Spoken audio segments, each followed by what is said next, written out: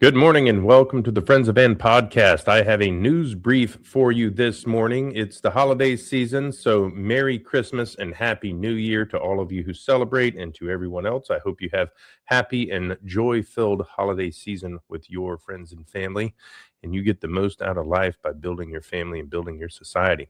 So welcome to the Friends of Ann podcast. I just have a news brief this morning.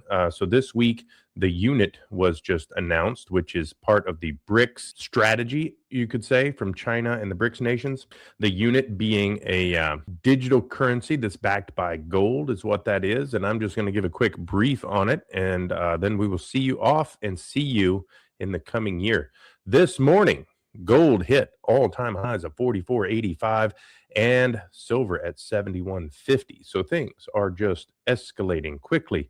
And the gold corridor and the unit, they're part of that. So the de-dollarization, people moving away from a dollar centralized world economy and moving into something new. Who knows what it's going to be? It's going to be something. So the future is going to have something to do with gold and silver, it looks like. And it looks like China and the BRICS nations are sorting that out. So in this podcast, we dive into the precious metals markets.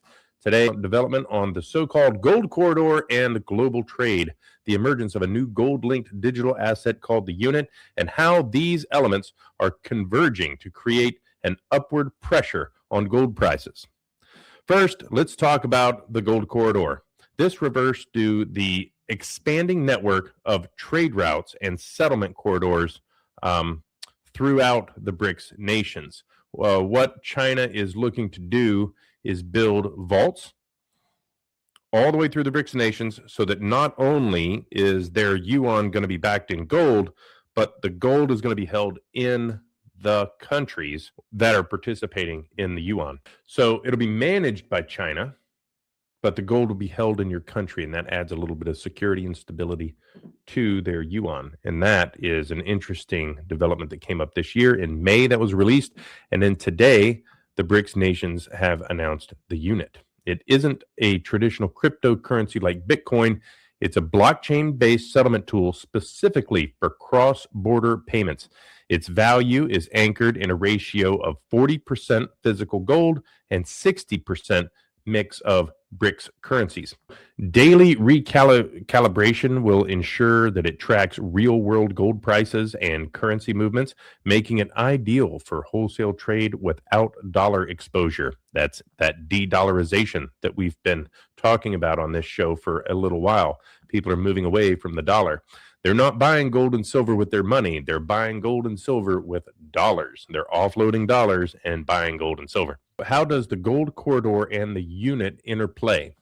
The corridors, there will be more than one, provide the infrastructure, efficient, sanctioned, resistant trade channels. So sanction resistant, that's key right there. What happened when Ukraine and Russia started their conflict is the U.S. government picked a side and they sanctioned and locked the paper dollars in Russia, $600 billion worth of paper dollars, so that they couldn't use them.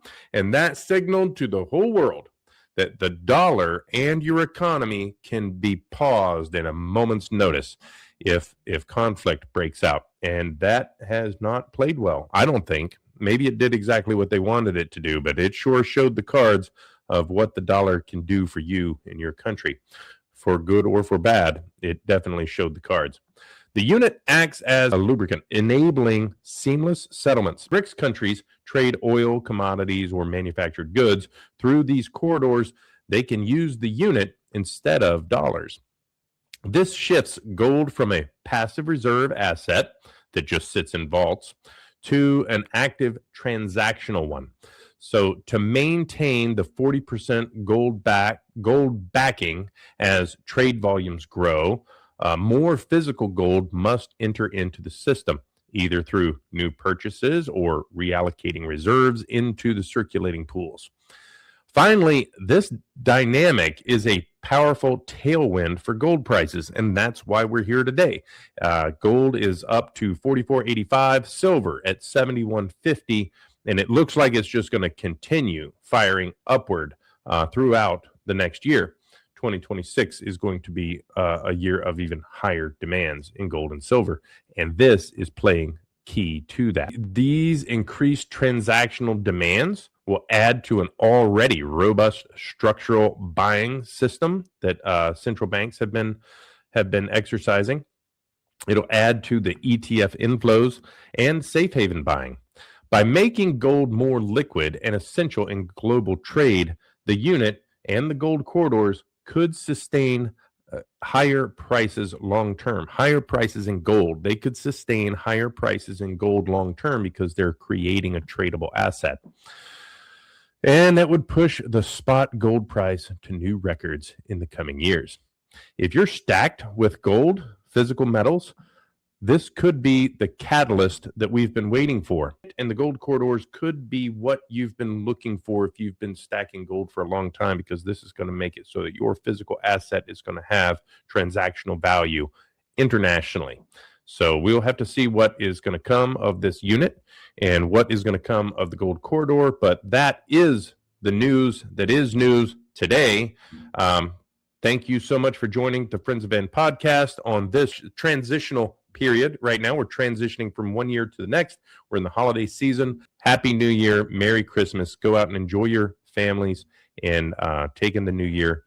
We will see you on the other side.